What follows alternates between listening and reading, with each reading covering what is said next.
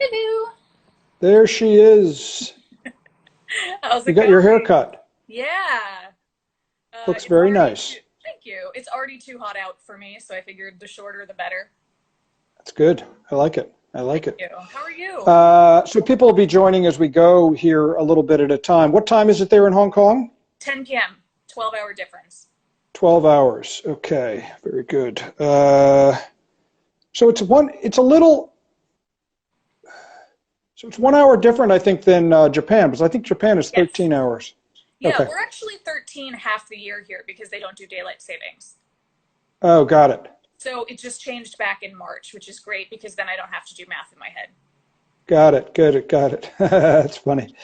Excellent. So, thank you for joining us. Appreciate it. How long have you been in Hong Kong now for? 7 months. 7 months. Very good. And so tell us a little bit about your assignment there and the things that you've been working on for CNN. Sure. So in the US, I was one of the travel editors for the digital team, but my brief was covering the Americas. And the way that our team was spread out, we actually have a pretty small team, not at CNN, but specifically the travel desk. And we noticed that we were a little unevenly proportioned. There were half of the team was in the US, and then that left us with a small group in London and one person, my wonderful colleague, Carla Cripps, covering half of the globe by herself from her home in Bangkok because her brief was Asia Pacific. And I think of everybody on the team, I was the most interested in moving. I really wanted an international posting, and that was a big part of why I wanted to work at CNN. But the bureau for Asia Pacific is in Hong Kong. So I came out for 6 weeks in 2018 to kind of get my feet wet, see if I could really see myself living here. I had traveled to Hong Kong before, but I think it's really different to get to know a city just as a resident. Like, I had to commute at rush hour with everybody else. You lose a lot of the fantasy that you have when you go on vacation and Yeah, you're like, yeah, I you're love it telling here. me. I'm going to move. Like, sure you are. But when I came out, I just stayed in a regular tiny And Hong Kong sorry, I apartment. apologize, Elite. I'm just Yeah. having a little hard time hearing you. Oh, sure. I'll get a So little it, closer. that would be good and and I know you have a pretty good sized voice, so speak right into the phone. Okay. So yeah, I tried it out for 6 weeks. I really, really loved it. Not just the city, but the bureau and all the people on the team. So I transferred here in October, and my brief was with Carla covering travel for all of Asia Pacific, which was great for about 3 months. And then coronavirus hit. So we threw our editorial calendar out the window. I've been planning to travel as much in the region as possible, get to know some of the markets that we were covering, and also, get to know our advertisers and the people who live in the area and read our stuff. And that's not happening right now. So we've kind of pivoted to more industry coverage. And what's cool is that literally starting this week, things are beginning to slowly open up in Asia, which is really exciting. I think we got coronavirus first, and now we're getting out of it first. And what we've noticed is that a lot of our readers elsewhere in the world are kind of looking to Asia to say, okay, what can I expect my life to be like in a month or two? So a couple of domestic carriers in Asia are starting to operate domestic flights. Like, you may not be able to go to Japan yet, but Vietnam Airways and Thai Smile Airlines are both doing domestic flights within their countries as of next week. So Oh, that's really? really, yeah, so that's really exciting. And then, of course, mainland China opened up a couple of weeks ago, and you can travel pretty freely within the country, but not internationally yet.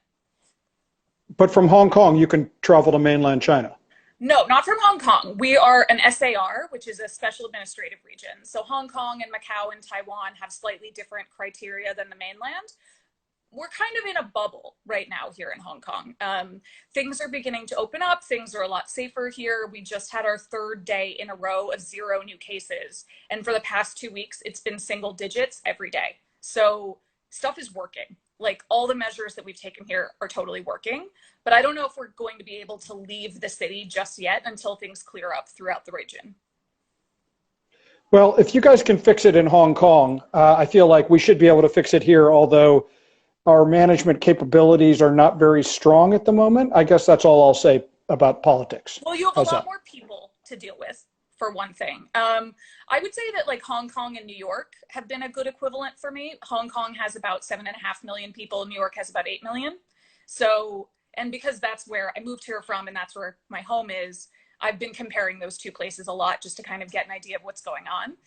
And then, okay, pop quiz. How many people have died of coronavirus in Hong Kong? You're going to get me on this. I see Alia's on. Maybe Alia can answer. How many? 4. Really? 4.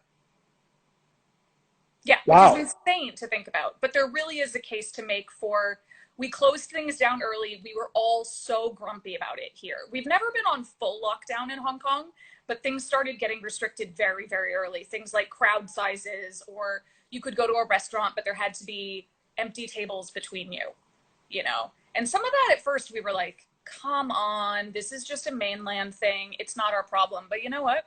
It was right. And now we're reaping those benefits. Wow.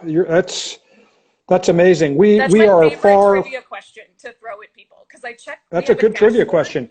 For the city that we check every day to see if there are any new cases. Like, we're all obsessed with it here. And there's still this number at the bottom that has not moved in like 2 months, and it just says 4 people. Wow, that is absolutely amazing. You know, obviously here in the United States, we are jealous of that number, as we are over 10,000 at this point, or 11,000 or whatever. Or excuse me, well, in the U.S., I think we're above 50,000, but I think in New York, it was like 11,000 or something like that. Alia says, talk to us about what it's like to go out to dinner. I'd love to. We can. I mean, it's kind of crazy. You can't have parties bigger than 4. And there has to be space between each table. So what you'll see sometimes is, like, I went to a Starbucks the other morning to do some work, and it's open and everybody's there, but some of the tables and chairs have giant X's on them. Sometimes it's masking tape, sometimes it's plastic sheeting, kind of depends what they have available. But it'll sort of be like every other table is blocked off and you can't sit there. Most places require you to have your temperature tested when you walk in. And that's not only restaurants, that's public buildings, any sort of shared community space, not like my apartment building, but the office where I had a doctor's appointment last week. So you get your temperature taken to enter pretty much any building. You are usually expected to wear a mask, although people here are already pretty great about that, but you'll start seeing signs now telling you that you have to. And then some restaurants and bars are stricter than others, but a lot of places ask you to wear your mask indoors whenever you're not eating or drinking.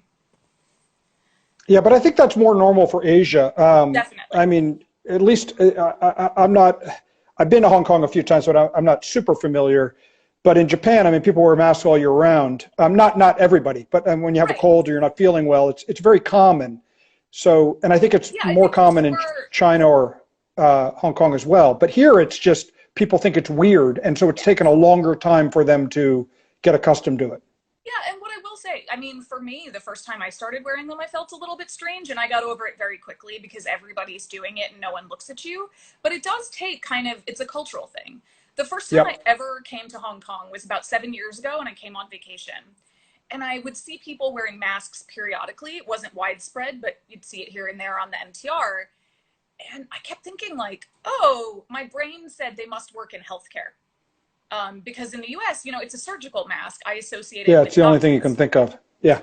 And so I finally asked someone, I was like, oh, what's with the mask? And she said, oh, I wasn't feeling that great this morning. I had a tickle in my throat. So I figured better safe than sorry. I didn't want to get anyone sick.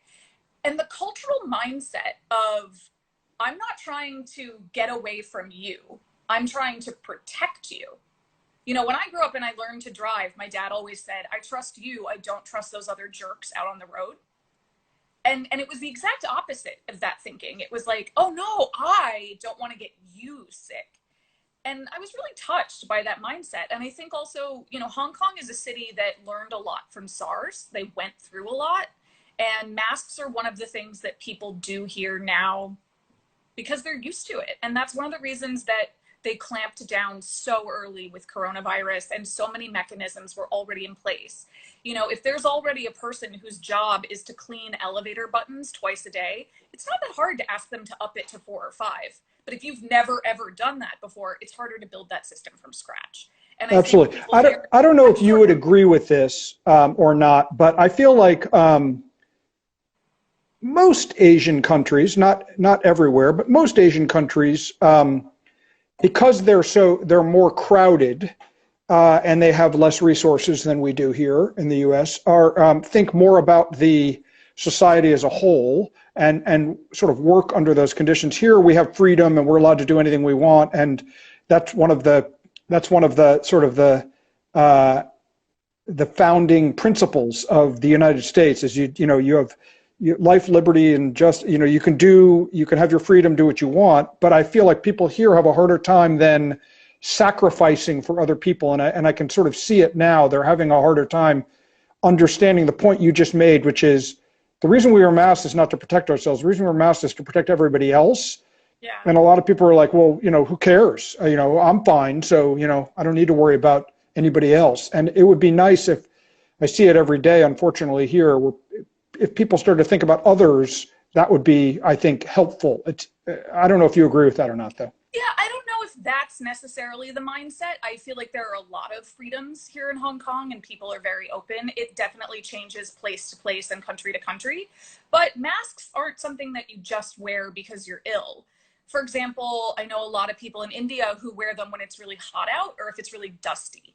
A lot of people in Thailand were wearing them when I traveled there earlier this year, but it was because there are so many motorbikes there that if you're on your motorbike, you don't want to have your face right in someone's exhaust pipe, whereas you would never have that with a car. So I think there's a lot of reasons why they're more popular here, but I feel really lucky because they're at every 7-Eleven, they're at every grocery store, and they're very inexpensive here. And I have spent so much time over the last few months mailing big shipments of surgical masks to the US because people can't find them. Yeah, it's interesting. Very interesting. We've tried to get masks from our relatives in Japan, and at least in Japan right now, you can't use regular mail to mail anything to the United States. So they can't do it. And they're having a hard time in Japan finding masks. And it used to be very normal. So we gave up on that. So it's very hard to get masks right now. Yeah. I just sent my parents another boatload. And my policy is I'm happy to send them to anyone, but I ask that for every box they want for themselves, I will send 2, and I ask them to donate the second one. Oh, that's nice. Especially because so many of my friends who've been asking for them are in New York City. So you're able to go and drop them off at a hospital or a place where people don't have enough. And we aren't able to send them through the regular mail, but DHL and UPS both serve Hong Kong. And DHL or FedEx or something. That's what I heard as well. It's like that's the only way you can send stuff nowadays. Yeah. DHL, so it is somewhat expensive. It is. Most people have offered to reimburse me, but of course. But again, like I see it as a thing that I can help with and a thing that I can do from here in Hong Kong where I feel kind of powerless. I feel very lucky to be here and to be in our nice, safe bubble, but I can't leave and I can't see my family and I can't go back to the US and I don't know when I'll be able to do that. And it's hard to think about. I've been planning to go back and see my parents this month and obviously that's not going to happen. No, I don't think so. So what can I do? And one of the things that I can do is masks are cheap and plentiful here, and that's a real-time thing that I can help with, and it helps. Okay, well, you're going to probably get hit up a lot after this call. Oh, I'm sure. Yeah, I've been getting a lot of Facebook messages over the last week when people. That's right, including myself. I may reach out and ask. Anyway, all right, let's talk a little bit about hospitality, travel, that kind of stuff that's going on over there. You touched on it a little bit, but how do you see travel opening up? Both domestically and across borders, but even within just Asia, I'm not even talking about flying to Australia or Europe, either within your little areas or starting to go from Hong Kong to Vietnam or Hong Kong to Singapore or Hong Kong to Japan. How do you see that evolving right now? It's slow, but it's getting there. A couple of countries have started opening up domestic flights, but right now those are either cargo flights or the only people who are allowed to book seats on them are people like emergency personnel or people who are being repatriated. Maybe they came back from being in another country. They were only able to get back to the capital, and now there are flights that will take them back to their home province or wherever they're from. But it is a good and a really important step. And I think once those go well, it is going to start ramping back up. I think there are also going to be some big government bailouts. Look at Cathay Pacific here in Hong Kong. They were already in such financial shape because of the protests going on here. that they're going to get a government bailout so that they can continue to operate. As for hotels, I just noticed we're working on a really interesting story about a trend going on in Japan, which is that unused hotel rooms are available for couples who are sick of each other. Sort of like, so many of us in major cities in Asia live in these really tiny apartments. Like my studio is the size of my bedroom in New York, and it's not like I had a big apartment in New York. So the idea is like, hey guys, we've all been on lockdown for 3 months. Are you and your spouse kind of going to kill each other? Well, Japan is the country that created love hotels, so I can understand this. Yeah, so now it's no love hotels, I guess. But yeah, No so love hotels. they've come up with this really smart idea of monetizing, staycations, but you don't have to call it that, but it's like get a break from each other. A lot of us here in Hong Kong have been taking advantage of, we can't afford to stay in a lot of these hotels, and especially covering tourism, that's the number one question that anybody asks me when they're coming to Hong Kong is like, oh, where should I stay? And I don't know most of the hotels here as well as I'd like to. So I've been taking advantage of, everybody has a locals only special. There's free breakfast. Until recently, there was pool access. So there's all kinds of cool stuff that for us locals, especially because we're being encouraged to take breaks from work and focus on our mental health, but there's nowhere to go and there's nothing to do. So, hey, let's take advantage of this hotel and give it a shot. And so I think because the only people you're seeing at hotels these days are locals, it's a really different feel and a different vibe. Do you have a sense of what occupancies are No, but I have a guess. You know the app Hotel Tonight? Yes. I am seeing properties on Hotel Tonight that I would never see on here. Like, I won't name names, but some of them are the most exclusive hotels in the city. And for them, going down to $200 a night is like basically free. You're talking like a 5-star luxury property that's just over the top. Right. Like a place that even with a media rate, I can't afford to stay in. Popping up on a website like Hotel Tonight, I think is really telling. And right. I've also heard a lot of people saying that they've been able to just call directly or book directly on a website because there's so many, like they're just handing away discounts left and right. Have you gone and tried any hotels? Yeah, I did. There was one, I went last weekend to this property called the Hotel Jen. They are owned by the Shangri-La, but it's sort of like their younger, cooler brand. It was so much fun. What I've been trying to do here in Hong Kong is like, stuff is open. So even if I can't leave the city, how can I explore a different neighborhood this weekend? And we have so many small islands around the city that I've been able to go off and explore, and some Airbnbs are open. So other parts of town that don't have hotels are available. It's been really fun. But the Hotel Jen, it was super cute. A couple weeks before that, my friend and I did a staycation out on Lantau Island, which is past the airport, which takes like 3.5 hours to get to from where I live. And we figured, why would we just go hike for the day when it's that far? Let's find a hotel and stay 3 days and make a whole experience of it. And it was really fun. So you said that you can't gather with more than 4 people. Right. At a restaurant, but can you go, like, with not to delve into too much personal stuff, but your friend that you went, are you allowed to go with a friend? Yes. Yeah, we had, the things that we had to do were when we arrived at the hotel, fill out a health declaration form, confirming that neither of us had been anywhere outside of Hong Kong in at least 2 weeks, and that we were not currently going through a government quarantine, which, even if they ask us, if you're in government quarantine, you have a tracking bracelet and they'll be able to see that really quickly and you'll be denied entry. And then we both had our temperature checked before they would let us go into our room. Oh, cool. Well, that's really interesting. So you can actually have a little fun and spend time with some other people. If that's great. Because my friend also moved here around the same time that I did. And so I at least had been to Hong Kong before and gotten to know the city pretty well. But in her case, she just moved here. All she has known is a city that's either shut down from protests or shut down from coronavirus. So it's been a really interesting and fun challenge for us to try to find places in the city that we can both explore and get to know without being able to travel. Yeah, no, that's great. Boy, I think we're a long way from that here. And people are just, I mean, I see people gathering, in our neighborhood here outside of Philadelphia, sitting on a lawn 8 feet apart, all with a glass of wine. They're sort of sitting in this large circle, but separated in the early evening, just having a glass of wine and talking. And then I see people who are, that just seem to be gathering in their backyards without any separation.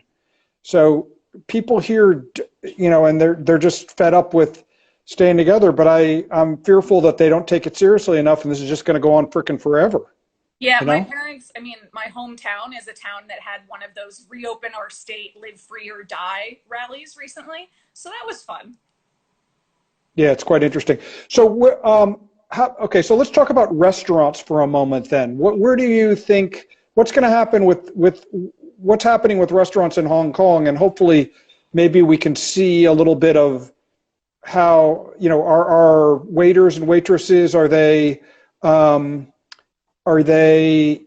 all wearing masks and gloves? Yes, Can everyone you has actually get masks. service? Yeah, you can get service, you can go in. Everyone has masks on, service and patrons. A lot of people wear gloves, but not everyone. And what's really nice about being here is that I always carry hand sanitizer with me, but it is so available in public places. It's sort of like, how in the US, whenever you need to use a pen, no one ever lets you because they assume you're going to steal it. And like, that's why they always are attached to the bank or whatever. It's not like that here. Like everywhere I go, sometimes even in the back of taxis, there's a free hand sanitizer dispenser and you can literally just spritz it on right there. So a few friends and I, 3 friends, because that's the limit, had dinner a couple of nights ago. And there was a table between us and the next party, but we were able to sit together, the 4 of us. Our server wore a mask the entire time. We got our temperatures checked when we came in. And this was a new one for me because the temperature checking has been going on a while, but this was the first time we were asked to provide our email addresses in case any of us ended up getting coronavirus. The first thing that they do is track everywhere that you've been and everyone that you've been with. And they were like, if we have your contact info, we will turn this over to the government if you get sick. It's just much easier for them to track it, which is Yeah, and I think reasonable. also it adds this layer of accountability. And one thing that I found challenging is people just aren't going to be honest necessarily. I think, if people really want to go somewhere and really want to do something, they'll say, "Oh, Hmm. yeah, no, I'm fine. I haven't been there." You can't always operate on the honor system. And I think Hmm. that asking people to hand over a personal email address or a phone number makes them feel like they're part of the process and says like, "By the way, if you lie to me, I'll know." Interesting, interesting. Yeah, that's quite interesting. So tell me, somebody asked here, Brad Pilcher put on here, Hi, what Brad. kind I of know him. oh, good. Oh, excellent. There you go. You got a shout out, Brad. What kind of travel restrictions does Hong Kong have, both within the city and into or out of the city? So Can within people the come in, city, or what's the deal? people can come in, but it's extremely limited right now. So basically, the only people who are coming in are emergency personnel, repatriations, like people who were studying abroad or living in another country who weren't able to get back until now, and Hong Kongers who've been elsewhere, but that's about it. I'm fine being here because I have a Hong Kong residency card that proves that I live here. So I don't need to have a Hong Kong passport. But if I didn't have that, I'd be stuck. My boyfriend was here visiting for a couple of weeks, and one of the reasons he had to leave when he did is that he doesn't have a Hong Kong residency pass, and he wouldn't be able to get back if he needed to. So that's part of it. But within the city, we have a lot of freedom of movement. The Well, wait a subway is second. open. Let me interrupt you for a second. You said your boyfriend came and visited you. When did he Yes, visit? he was here in February, so it Oh, was okay. So right that was before. early. Yeah, Okay. but even then, they were sort of taking precautions at that point, and he was able to get back to the U.S. with zero issues. He just knew he wouldn't be able to come back here once he left. Got it. So they're doing a lot of FaceTime, Yeah, unfortunately. a lot of FaceTime, a lot of Zoom. A lot of Zoom I like Zoom calls. because it makes you look hot. Like you have that like face filter thing. I was like, yeah, this is good. Well, Instagram like this, if you could do a live, you can put all those. There are all these All the filters. effects and filters Yeah, you can put on. Yeah, so you can make yourself look dreamy. that's That's true. good. But I I think will that's say good. within the city itself, we have freedom of movement. The MTR, which is our subway, is running normally. Buses are running. Taxis are plentiful and easy to find. Uber is up and running. The only thing I don't think is running are the regional trains that take you to Shenzhen and deeper into mainland China, and then the ferries that go back and forth between Hong Kong and Macau. So we're not able to do that right now. Got it, got it, got it. Interesting, interesting. So, and by the way, I want to throw out there for the people that we have on, anybody has a question for Lilit, please throw it out there. We're talking about what's going on in Asia with travel and hospitality. Lilit is based in Hong Kong, for those of you who maybe joined late. So we're talking about everything that's going on in Hong Kong, as well as sort of restaurant and hotels and that kind of thing. So throw out questions if you do have them. Lilit, where do you see this going then, as far as sort of opening for hotels? I mean, it sounds like you're already opening slowly but surely. Where do you see demand happening? I mean, how long do you think it'll be until it's more regular that people are staying at hotels, more regular that they're eating at restaurants? Or is this going to be like this for a long time? Demand is not the problem. We've been here for 3.5 months. We are all eager as hell to go somewhere and do something and get away from each other for a while. It's not demand that's going to be the problem. What I think may end up happening is that we're going to create a couple of bubbles, and those bubbles will interact with each other and eventually get bigger and bigger. So for example, China, Greater China being one of them. I think within a few weeks to a few months, there will be ease of travel all over Greater China, whether that's Hong Kong, the mainland, Macau, Taiwan. Once we feel like we've got the virus eradicated, there'll be a lot of freedom of movement within that area. Maybe next will be South Korea. Cambodia has already opened its borders. Vietnam is getting ready to do the same. So it might be one proposal that came up is the Maldives, because they essentially depend entirely on tourism, has been talking about a proposal where for a certain few months, they will only issue tourist visas to people who live in Singapore, Hong Kong, China, Taiwan, or South Korea, and start that way. Or for example, there's talk of one between Australia and New Zealand, since they've both done such a great job eradicating the disease and limiting the spread. You'll be able to travel back and forth between those two countries, and then they'll start opening it up to other parts of the Pacific, and from there go on. So I don't know if I'm going to get to go to Italy in 2020, but I feel okay about that. That's very interesting. All right, so we had hold on one second. We had a question. What is the piece, or what are some of the stories that you're working on for CNN Travel right now? So one that came out recently that I loved working on, I just touched on this a little bit, but it was one of the hotels that I went to stay in. So there's an area in Hong Kong, the biggest island in Hong Kong is called Lantau. It's the one that the island is, that the airport's on, and where Disneyland is. But if you go further out into Hong Kong, it is still a little bit like the wilderness, which is really exciting. That it's one of the biggest, busiest cities in the world, and yet my friend and I went out to Lantau, we went hiking, we didn't see other people for half an hour, which never happens. Like, we took our masks off to go hiking. And in particular, we checked out this town called Tayo, which is an old fishing village where all the houses are built up on stilts and people can literally walk off their porch and get in a boat and go off. And they've tried to preserve it as well as they can because it's such a slice of old Hong Kong life that people don't really know about anymore. And there's a beautiful hotel there called the Tayo Heritage Hotel. And because that's about as far west in Hong Kong as you can get, it used to be a military standpoint. And an old police station was converted into this hotel, which has 9 rooms only and a beautiful rooftop restaurant that's fully glassed in. And the hotel is not allowed to close. It is owned by the government and they have to stay open because they are a historical site in addition to being a hotel. And they have had 100% occupancy for the last 3 months, and it's all Hong Kongers. And so I was really touched by the fact that not only is killing it, and it's been really fun for the people who work there because they were expecting to struggle during this period. And instead, it's like everybody in Hong Kong wants to come hang out in Tayo, and it's become really cool again. So that was a really fun story to write because I think people are really hungry for something encouraging and something positive right now. One that we're working on right now that I think is going to be super interesting is how the aviation industry is going to look in a year. what is a hotel going to look like 6 months from now? What is an airport going to look like in 6 months? Okay, you remember after 9/11 when there was that shoe bomber guy on a plane and they started making everybody take their shoes off to go through security at the airport? We all thought that was insane. Everybody was like, why do we have to do this? This is crazy. It was just that one guy. And now it's just how we live, right? I suspect that some of the things that come out of coronavirus are going to be things that we feel that way about in a couple of years. Maybe everyone will just get their temperature taken before they're allowed to get on a plane, and we'll just see that as normal. And that's really interesting for me, is which of these things are going to stick long term and which ones won't. Interesting, interesting. Here's a question that just popped up. Do you think flights will be very expensive going forward? I think they will be very, very cheap, and then they will be very, very expensive. I think right now airlines are so desperate for business and they're so eager to get back to work and take people off of furlough.